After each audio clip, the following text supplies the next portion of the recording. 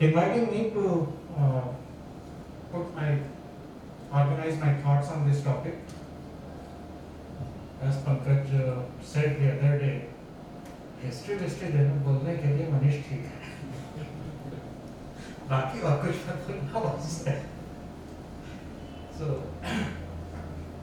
and it is really interesting how earthquake engineering has come out to be. It begins with all disciplines, everything. If you look at the history of engineering itself, in the beginning there were only two disciplines, civil engineering and military engineering. Everything else developed subsequently as the fields expanded. Earthquake engineering, even after the existence of this department for more than 50 years, it is still not understood very well. So much so that I saw this problem when I was a student, and I see this problem even after so many years, that it is a difficult task communicating what is meant by earthquake engineering to the HR officials, HR personnel who visit the campus for campus recruitment. Because the problem is very unique. There is no other institute in the country which offers degrees in earthquake engineering. Right? So it is a difficult proposition to push through in the document which states, and those are the company policies, which state that recruitment will happen in these disciplines. And if you happen to be offering a discipline which is not offered by anyone else, you actually start with a disadvantage. And to that, I recall somewhere I read about how the field of aeronautical engineering developed. It was developed at MIT. First of all, the formal discipline, formal graduate program undergraduate program in aeronautical engineering. They started it in MIT with the understanding. There were not many people who understood what is an aeronautical engineer, how it will work out, and where there will be a market or so on. So the argument went that let us make our program so rigorous that the graduates from our portal, from our program, will be sought after. The industry people will be running behind them. They should be so good. Exactly like, test baptism by fire. Only those students should be allowed to graduate who are excellent. They stand head and shoulders apart from other graduates in the market, job market. And that is a testament to, that is the way any new discipline should be developed if it has to make a mark for itself. And the success of aeronautical engineering at MIT is a proof of the correctness of their approach. I have not been able to complete the presentation. I'll fill up the slides later on and then make it available. You can upload it, but whatever is not written, I will speak extensively. So the timeline. If you have had chance to look at the book by Charles Richter, anybody has looked at that book? Engineering Seismology by Charles Richter, C.F. Richter. It has a dedicated chapter, one chapter dedicated to discussion of great Indian earthquakes. Richter wrote that book sometime around uh,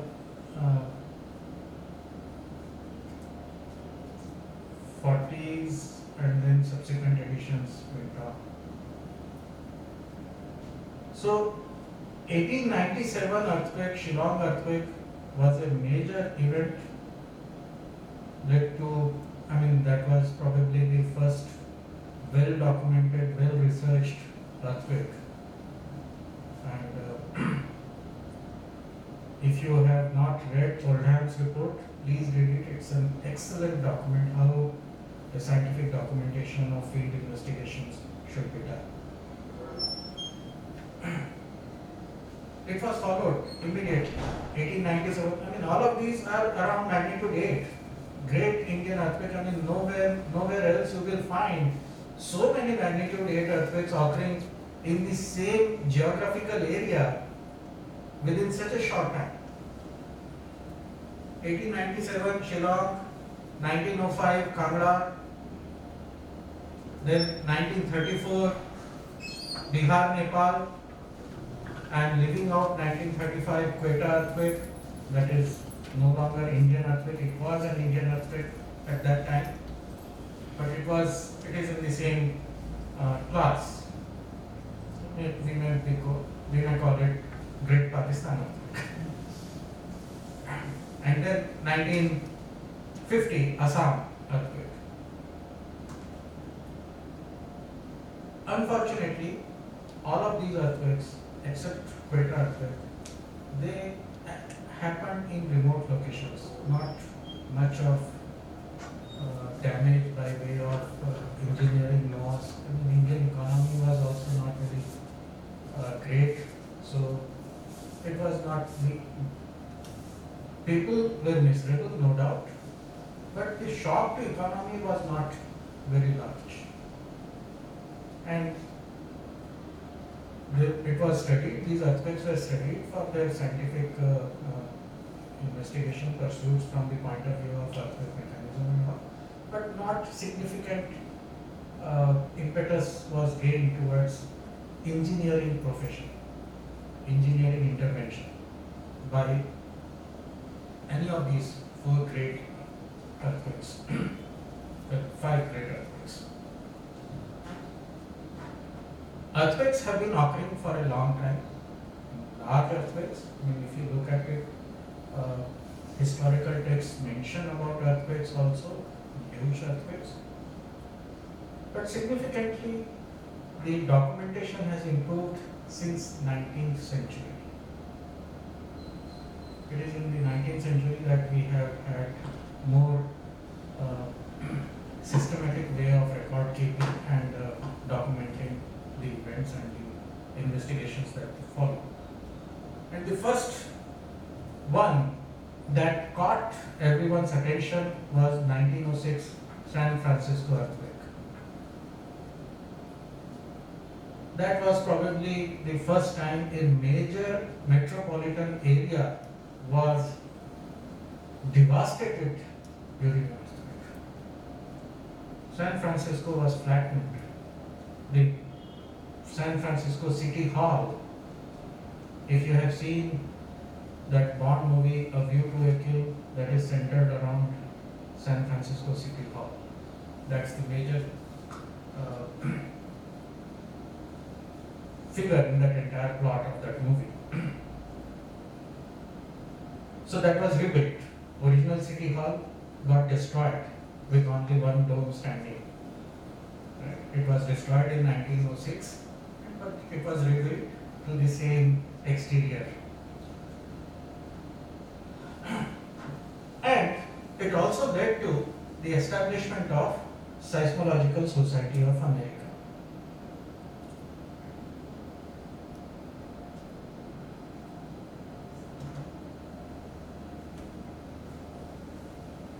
This happened in April, earthquake happened in April. In June 1906, a structural association was also formed. Structural Engineering Association was also formed in California to look into these structural aspects. But by December, it vanished. that Structural Engineering Association. Seismological Society of America started in October 1906, still going strong. Unfortunately, this 1906 earthquake did not actually create any interest in engineers to look at earthquake as a design problem. So much so that there is a professor on record, professor of structural engineering in California, Berkeley, after 1906, he went on record saying that computing earthquake stresses is useless. It is not going to be of any help. Right. So most of the damage was widespread, but it was assessed that it was because of the secondary fires that followed. The most prevalent building construction was in timber. So everything got burnt because of the fires that followed earthquake. So most of the efforts for improving earthquake preparedness or understanding or handling earthquakes was towards improving the fireproofing techniques, and commercial interests of Portland Cement Association came to the fore, push for use of reinforced concrete as a better material to withstand fire. Right. Earthquake resistant design, nowhere in nature. A commission was formed, State Commission, Earthquake Investigation Commission was formed in 1906, and they submitted 2 volume reports, one in 1908 and second one in 1910.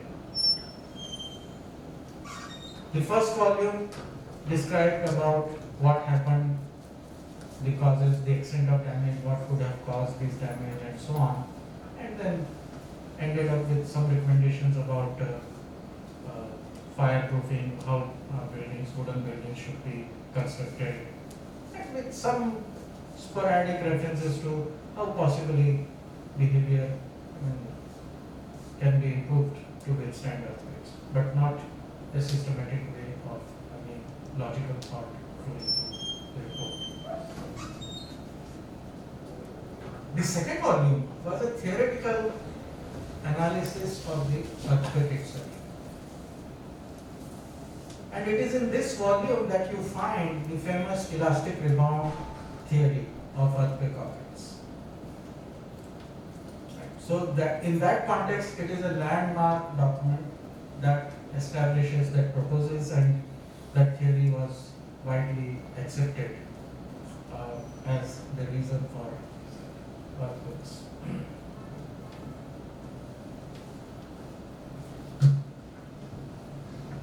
Okay, so in the beginning there was nothing. So no earthquake, nothing, no need to worry about earthquakes. It was a nature's fury, and you pay for your sins. So I just discussed this 1910 volume. Still, there is no talk of anything related to resisting earthquakes. It is only understanding earthquake as a phenomenon. The word earthquake engineering did not exist. Everything that was done, it was done under the label of engineering seismology. Right.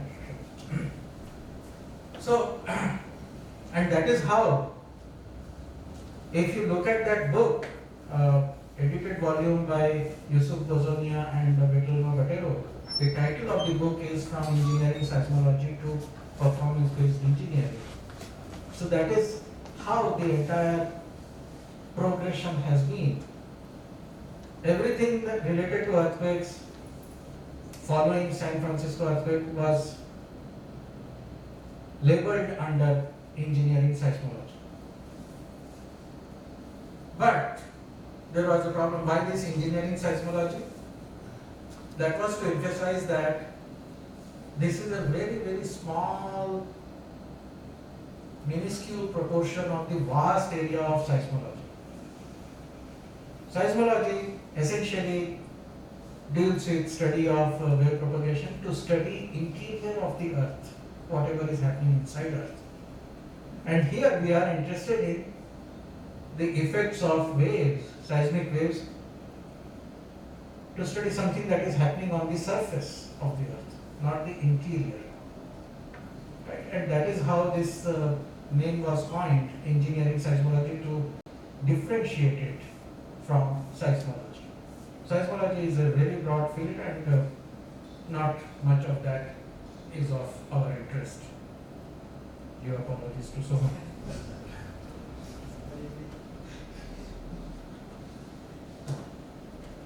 Then it was followed. I mean, you will see that the developments in earthquake engineering have always occurred as a reaction to something disastrous happening somewhere. So immediately after 1906 San Francisco earthquake, there was a massive earthquake, and it is also interesting that so many disastrous earthquakes took place in such a quick succession. You will see that.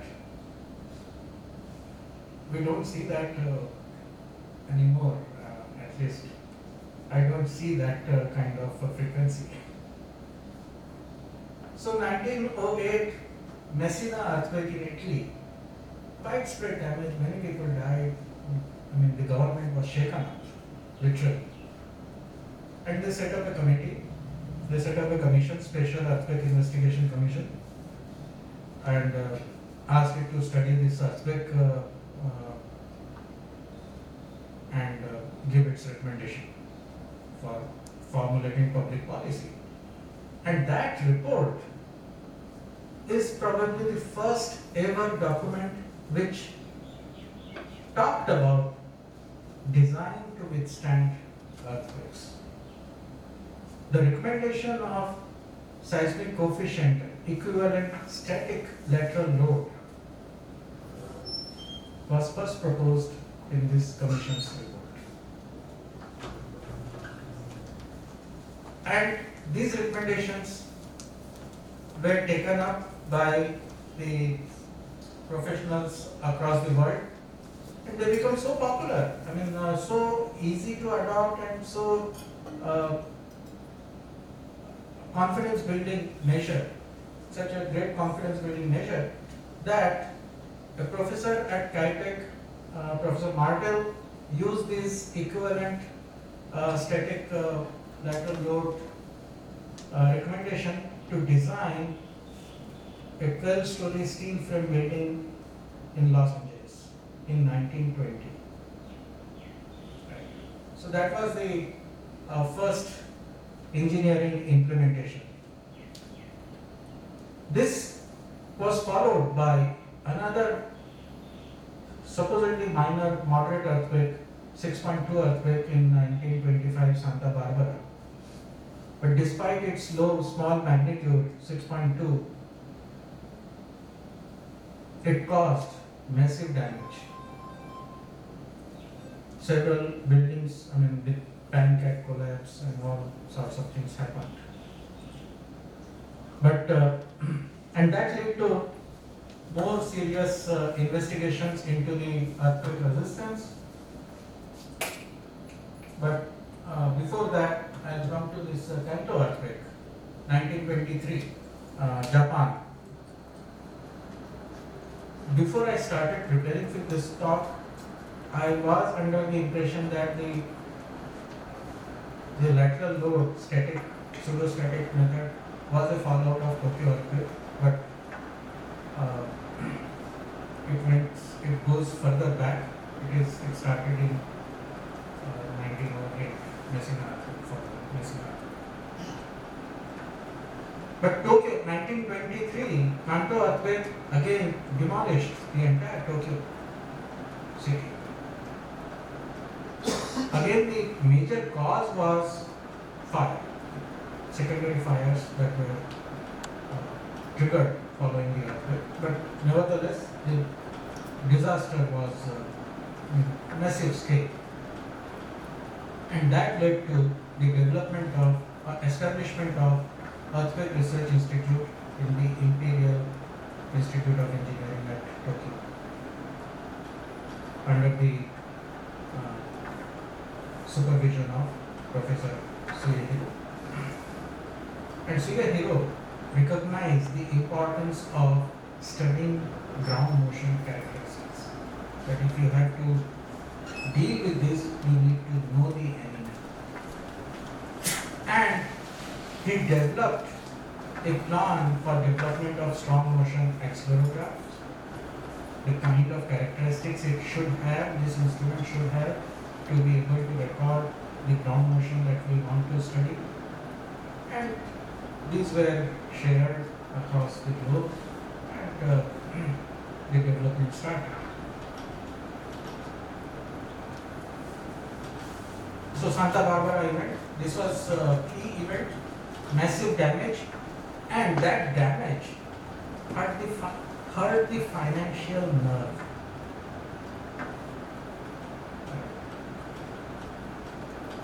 We do not have in our country the insurance is still picking up. But in a developed world, insurance is a serious business, and earthquake insurance is a common policy, a common product.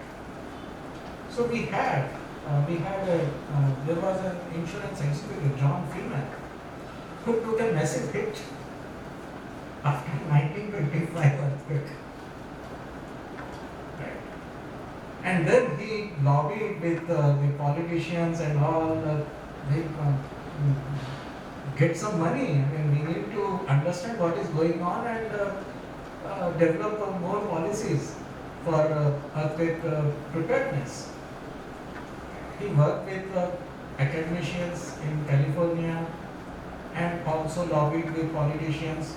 Some of them were civil engineers by training, and he could explain to them and get them interested.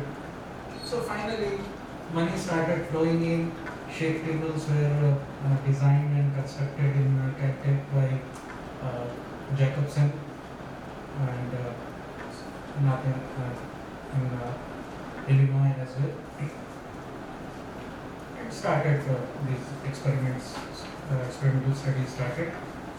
They also got funds issued to United States Coast and Geodetic Survey for the development of strong motion accelerometer. And eventually they came up with a design and prototype in 1931, and after it was accepted, the instruments were deployed at various locations in Los Angeles and San Francisco, and as the luck would have it, they recorded in 1933 Long Beach earthquake. That is the first strong motion accelerogram that is recorded there. So for the first time we had a record of how does earthquake look like and what it will do, what it can do, and probably. But we need to understand that all this is fine, but the tools of the trade were still very, very primitive. Computers did not exist. We are still talking of 1930s. It was the time of analog computers, and in fact, computers were not available for most of the engineers. Engineers used to work with pen and paper and slide rule and so on. Right. So even if we had a record, what to do with that record was a problem. I mean, that accelerogram could not be put to use the way we put to use it today. So in 1932, John Freeman wrote a book, very interesting book, on earthquake damage and earthquake insurance. And I quote from that book one sentence: "The present state of art may leave the underwriter of earthquake insurance carrying an unexpectedly large share of burden of chance in the percent of damage to sound value on some of extremely tall American buildings. Now the last part is crucial. Not because of collapse, but because of damage to interior finish. In 1932, he was talking of the disproportionate contribution of non-structural elements in the total cost of ownership. As an insurance agent, he was sensitive to that because it is the total cost that is insured. So even if the building is standing, if the non-structural part gets damaged, you still have to shell out the money. And apparently he took a massive hit. He did put a lot of time and thought towards this business and for the development, for better understanding and better preparedness to withstand earthquakes such that so that the losses could be reduced and we could have a quantifiable measure of risk. What is the risk which is being insured? What are the chances? So far, as far as this point, it is essentially an act of God, not quantifiable.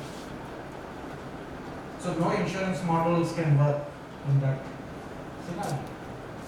Okay, so from here I go on my note. So that is up to 1933, and I mentioned in the beginning, first slide, that 1906 Seismological Society of America was formed. 1948 Earthquake Engineering Research Institute was established. In between there was El Centro earthquake of 1940.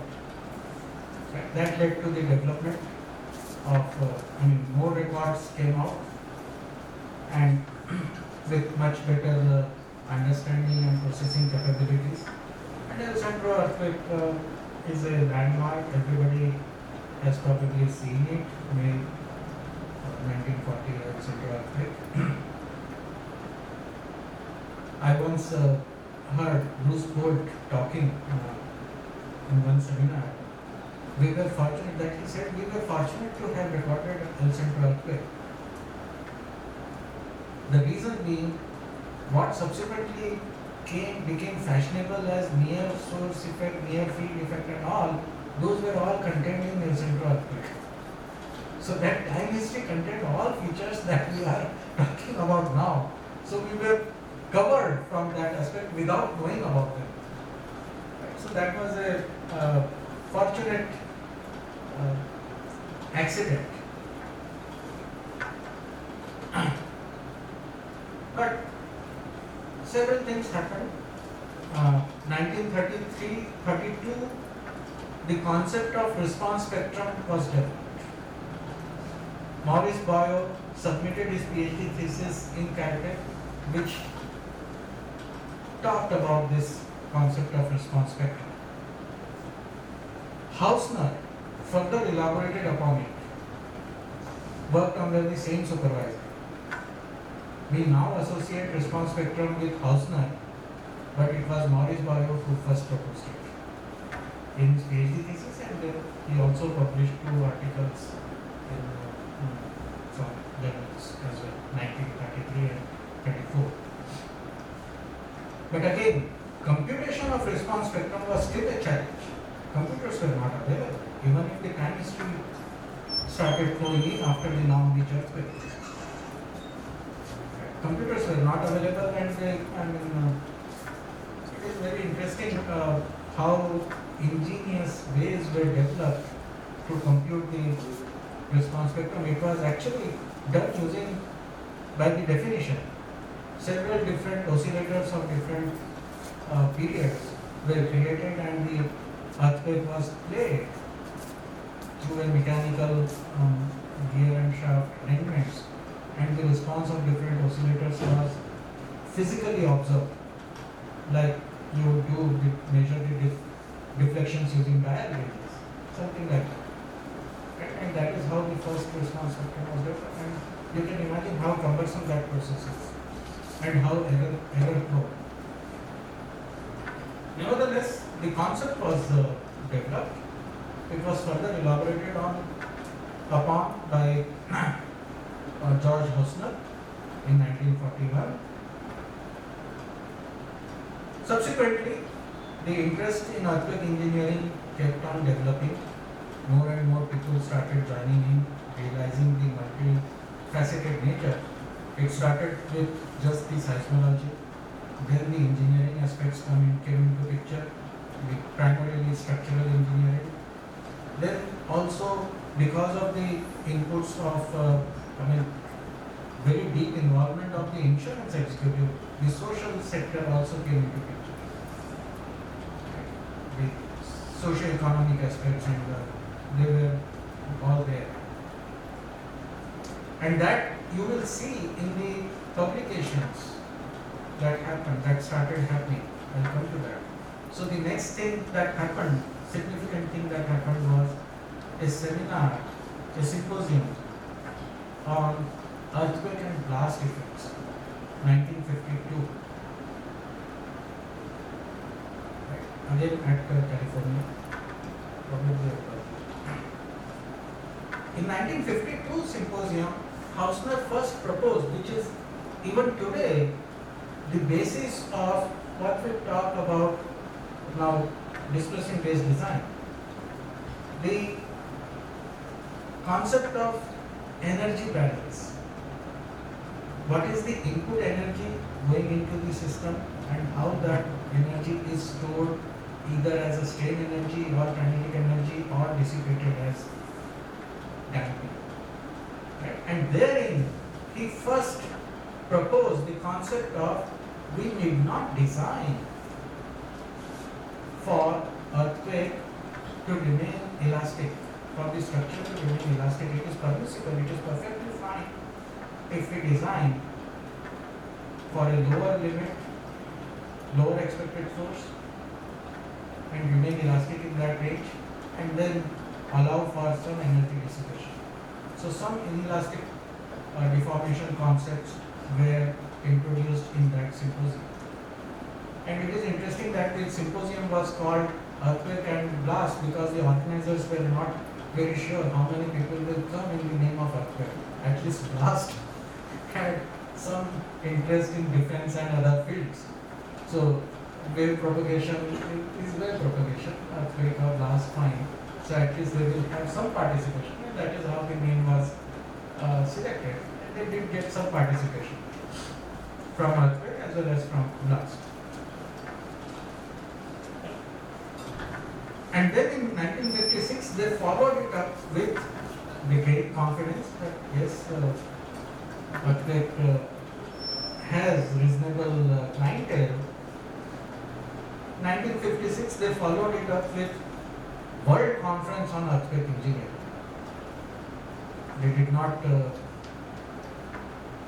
think of calling it, envision it as a series of conferences that we have.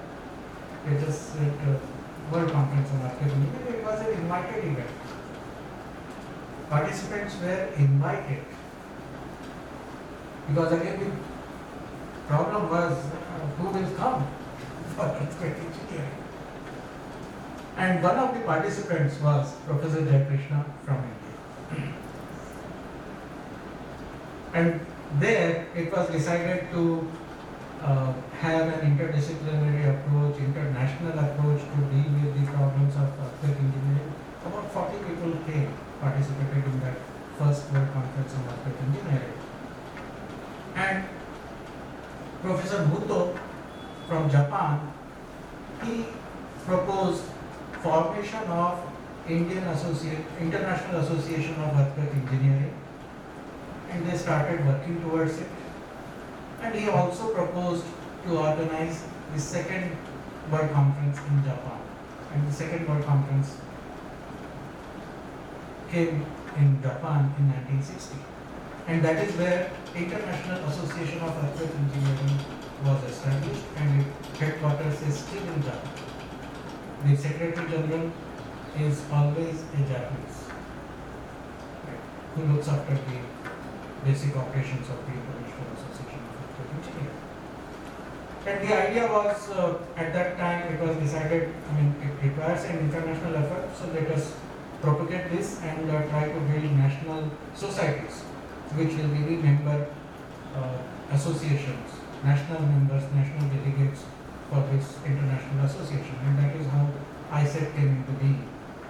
And it was through these interactions, Professor Jayakrishna also envisioned and got convinced to set up this department as an interdisciplinary discipline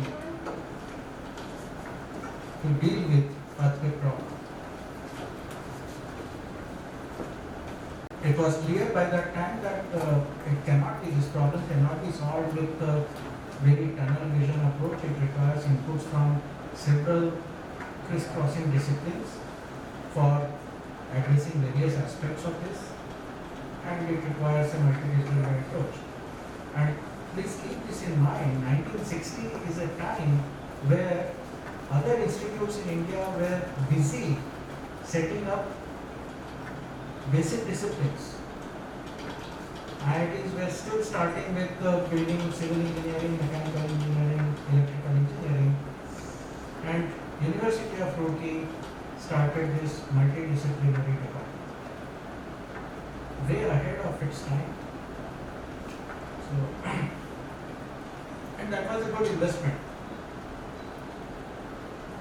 Someone mentioned about 3 disciplines in the department. Actually, there were 4. We also used to have instrumentation, very thriving instrumentation program. The workshop building that you see actually had a large number of lathe machines, and we used to manufacture our own earthquake recording instruments, and that workshop used to run in 3 shifts like a commercial industry. The earthquake recording instruments built there were deployed all over the country, and it is those instruments that were deployed that actually gave us some phase saver in Bhuj earthquake, the structural response recorders.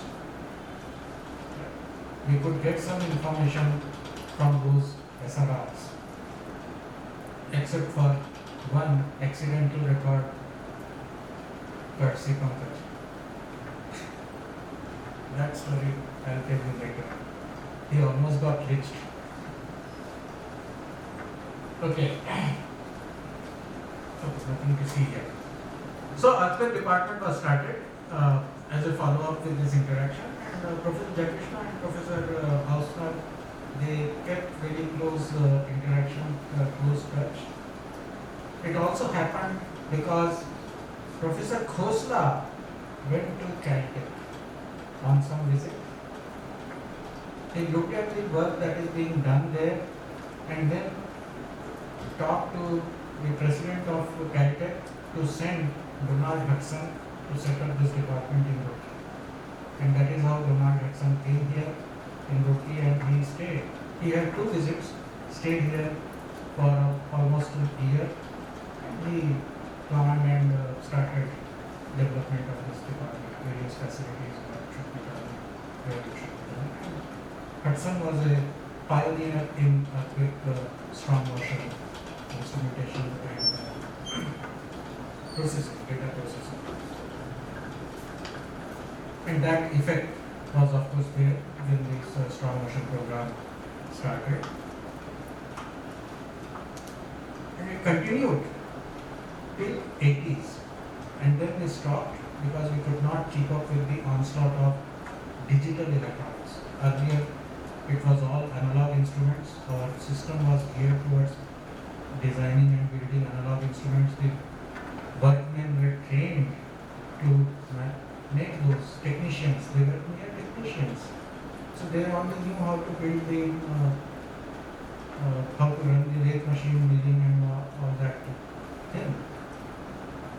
It was too much to expect them to understand digital electronics and work on the development of digital instruments. So then we stopped the earthquake recording program.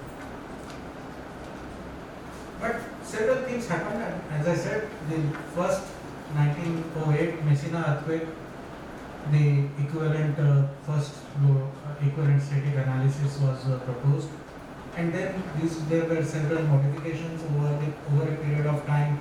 Earlier it was a constant load, then it was variable across height, that different uh, levels of percentage of the weight to be applied at different levels of the building for calculating the force. And later on, it also became more sophisticated, understanding, taking into account the effect of the natural period of the building. So the seismic coefficient, it was still equivalent static, but the seismic coefficient became period dependent, depending on what is the natural period of the building. That is how the seismic coefficients would change. Right. And all these happened because of the simultaneous developments in the instrumentation technology. Because we had seismographs, we had accelerographs, we could measure the vibration characteristics of the building, we could get an understanding, develop the understanding that all buildings are not same. They have different behavior, and obviously they need to be dealt with differently. Right? And in between, major earthquakes and insignificant earthquakes kept on coming, and first one, significant one, was the Taft earthquake, 1952 Taft earthquake. That actually gave the confidence that what we are thinking about earthquake resistant design is on the correct direction, is in the correct direction. The performance of the buildings that were constructed was far superior compared to what was observed during previous earthquakes of even 1940, etc. Subsequently, there was an analysis with limited analysis of data. The first thing when you talk of numbers, first thing that comes even today, the challenge is what level of earthquake to design for. So Hausner looked at the data, and Hausner was a big man by that time. His word carried a lot of weight. So he just said 50% of G should be good enough for design. I mean, ground motions, we don't expect anything more than that, we should expect. And he was soon proven wrong by one record in Pacoima Dam abutment that recorded a motion exceeding 1 G. But still, because there were so many considerations, and the code involves certain element of risk, acceptable risk and all, we don't really design for absolute maximum and so on. So it is still a workable recommendation. So Pacoima, San Fernando earthquake 1971, that provided a huge cache of earthquake data for analysis. Recorded at different locations, you could then study what is the effect of site conditions on the ground motion, same event recorded at different places, different locations on the dam body, abutment, free field, different locations with distance and so on. And then the ground motion model started being developed and for prediction of the result. In between, two things also happened. 71, I missed one event, two events, significant events. 1964 Niigata earthquake in Japan, and 1964 Alaska anchorage. These two events were significant from the point of view of geotechnical earthquake. So far, all effort was primarily towards understanding the ground motion and structural design, how to design structures. But these two events actually pointed to the problem of soil behavior during earthquakes. I mean, liquefaction was a major issue. 1934 liquefaction was observed, but that was side boils and all fine. That is okay. Nobody paid much attention to that. But Niigata earthquake, that image is still iconic image. Entire building, multi-story building, just toppled 90 degrees because the soil underneath give way. It just flowed out under the pressure of the weight building. So that started serious consideration for from the geotechnical point of view. How to improve, what is the ground response analysis, how different deposits respond to earthquakes, and then interaction. And then slowly it became apparent that it is the interaction of several disciplines that needs to be accounted for. It is not, you cannot deal with earthquake problem as, compartmentalized into a silo. Like this is geophysics, this is structural engineering, this is geotechnical engineering. In the end, the ultimate goal is what, the society should not suffer. Right? We need to design a solution, come up with a solution which will be in the best interest of the society. And society doesn't care whether it is a structural problem or geotechnical problem or sociological problem. Do whatever needs to be done. Get me a working solution, that is all. Right? And therefore, a multidisciplinary approach is very much needed, and subsequently all things started improving upon it. The hazard assessment kept on improving. 1956, Rosenbluth presented his paper in the conference where he first proposed that this is a random phenomenon. You need to take into account the statistics. And then the seismic hazard, 1968, Cornell proposed a probabilistic way of estimating hazard, and then it started developing in various ways. The problem is we still don't know what to do. It is still shooting in the dark. Hazard estimation, nobody knows. Nobody knows what is happening. The more we try to learn, the more confused we get. Again, quoting that Hausner remark, 0.5 G is good enough. San Fernando earthquake produced 1.25 G. Before that, even 1897 Shillong earthquake produced more than 1 G. But still, these events were rare. But now we have several events. Recent Japan earthquake, several free field motions had peak ground accelerations exceeding 1 G at various locations. Now that reason why this is happening is because of what Professor J.P. Narayan does in our department. Very complex interaction between habitat, building, city, ground and city interaction. The ground vibration induce vibration in the buildings, building vibration affect the ground vibration, they affect the neighboring buildings. And there are different buildings sitting next to each other. They have very complex interaction which affect the eventual ground motion that is going to be recorded in the next instant of time. It is all happening in real time. When we look at ground motion, we look at a free field motion. So the reason that is the only reason I can think of why suddenly all over the world you are seeing peak ground accelerations exceeding so high values.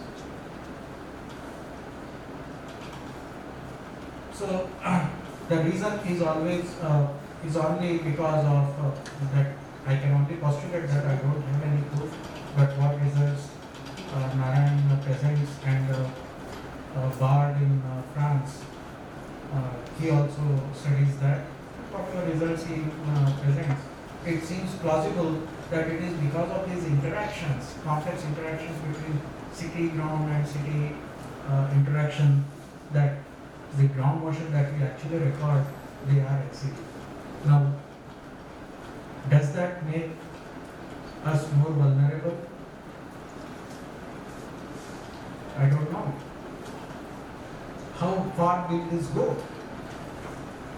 If this thing keeps on happening and there is no control on it. Right. So how far will this go? So the only problem, the only solution to this is also envisioned in the performance-based engineering document. I'll not get into those details, but it is essentially to limit, to introduce in our policy, earthquake resistance policy, the objective instead of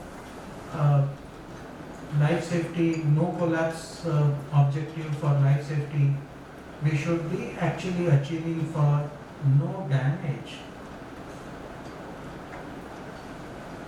Right? I used to think about it, the different control, seismic response control technologies that are being developed, and we are also working on that domain. We have developed several technologies in-house which have shown a lot of promise and which can, if put into practice, produce structures with no damage. I am not talking minimal damage, no damage. Even during rare earthquakes, very rare earthquakes. So in that case, it really doesn't matter whether the peak ground acceleration exceeds 1G or 2G, we are covered. The point is, you need to look beyond the ductility-based approach to earthquake resistant design. And surprisingly, this thought was also echoed during consultation meetings that were held in 2021 at IAEE meetings in 17 World Conference. I do not attend World Conferences. I just happened to learn about those.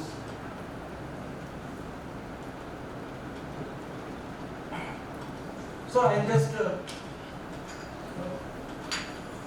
seek your attention to these resolutions, very interesting resolutions. The current state of the art and already available technology can meet the expectations of modern societies. Modern societies, you should realize that we are moving away from industrial age to knowledge age, information age. And disruptions, any kind of disruptions, even for minor repair, if it affects the workflow, it is a direct loss, revenue loss. Right? And that is unacceptable. I mean, that is large, very huge. So, for little or no damage under rare design level earthquakes at little or even zero additional cost. So, we do have technologies. And we do have indigenous technologies to achieve this. We don't really need to borrow the ideas from others or get the technologies, import the technologies, anything like that. And structures which can sustain strong earthquakes with little damage serve best the goal of resilience. Then you just enjoy the divine swing. Earthquake is just like a swing in the park. Enjoy the Mother Earth giving you a push. So general framework, approach and technology for performance-based design for minimum seismic damage apply very well to the retrofitting of structures. So it is not just the new constructions that are being built. Even the older constructions can be taken up for retrofitting and taken up for no damage performance criteria. Codes and standards should shift focus from this part of the typo, ductility based design for life safety to performance based design for minimum damage.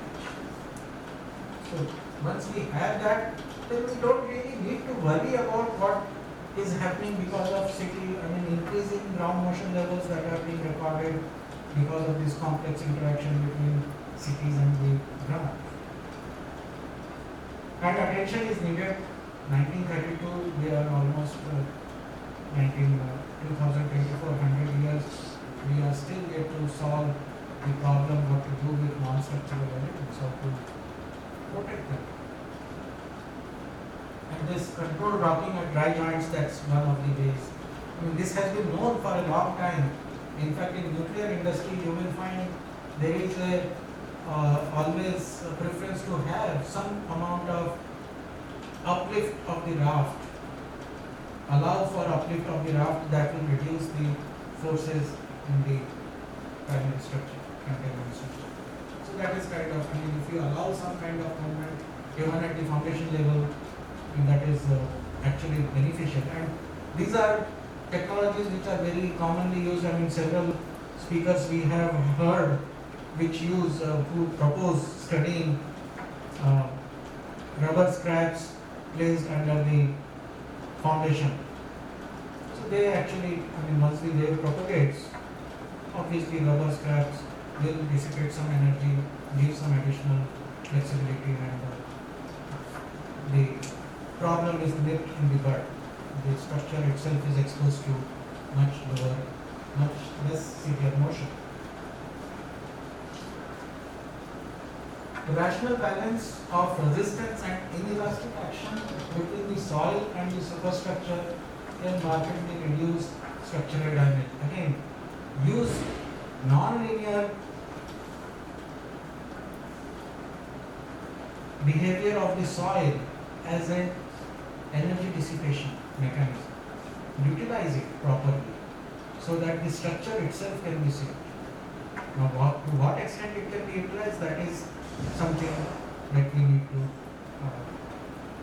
be careful about. And seismic protection, seismic control, structural control is a mature and continuously improving technology, and they can be successfully applied in the design of new and upgrading of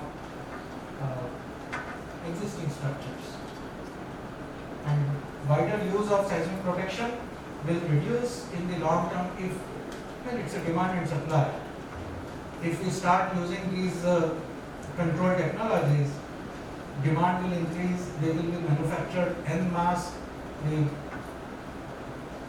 scaling issues come into picture, and unit cost gets reduced. If I have to produce just one unit, obviously it is going to cost much more.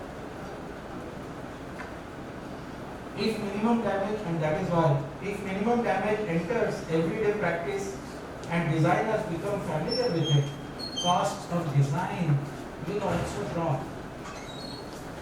You already have this seismic vibration control, so the analysis also becomes much simpler. Right? I am not saying do away with the ductility based design. What I am saying, ductility based design should be the plan B.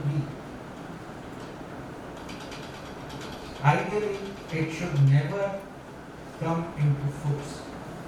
The structure on its own should be able to dissipate all the input energy that is coming. So that is socio-economic consideration. When the insurance becomes easier, and it becomes easier for the insurance industry if the minimum damage policy is followed. Socio-economic impacts are minimal. People are not deprived of their housing. Just imagine what the kind of suffering people are experiencing after being displaced during this flooding everywhere in the country. Right? Situation is much more acute during earthquake disaster when the damage is happened. People are left refugees in their own cities. And it's a mechanical device. Vibration control is essentially a mechanical thing. It's a physical thing. And a physical thing needs care and maintenance. It's not, I would borrow that line from Hero Honda, fill it, shut it, forget it. No, doesn't work. Implement it periodically, take care of it.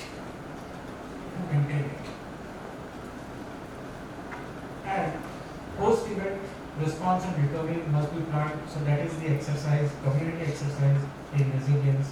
What to do in the case of an earthquake? The community, every member of the community should be trained, should have the clear picture of what to do. In that respect, Japanese have done a marvelous job. The community education, everybody knows precisely what to do in the case of some disaster. There are designated spaces. Even a child can go and stand there until the help arrives. So without anybody needing to tell कि अब ये करो यहाँ जाओ. Social networks, again the same thing. And then changing and implementing public policies take a long time.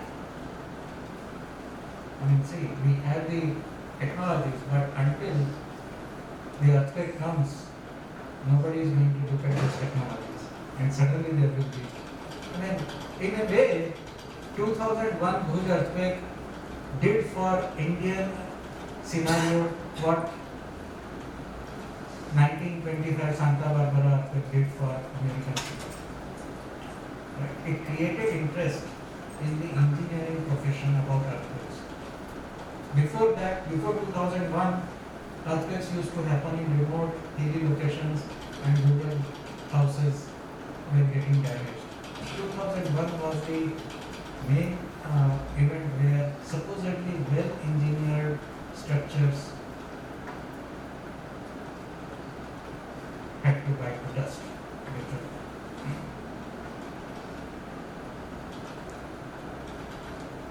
And the key to communicating the risk of natural hazards is to personalize the local and personal experience. As I was saying, Pankaj was almost lynched. It so happened that he had installed earthquake recording accelerometers and the recording station in Ahmedabad on 24th January 2001. He left Ahmedabad on 25th January 2001. Earthquake came on 26th January. He was still on the way. So just saved by a whisker. Had he been there, people would have lynched him.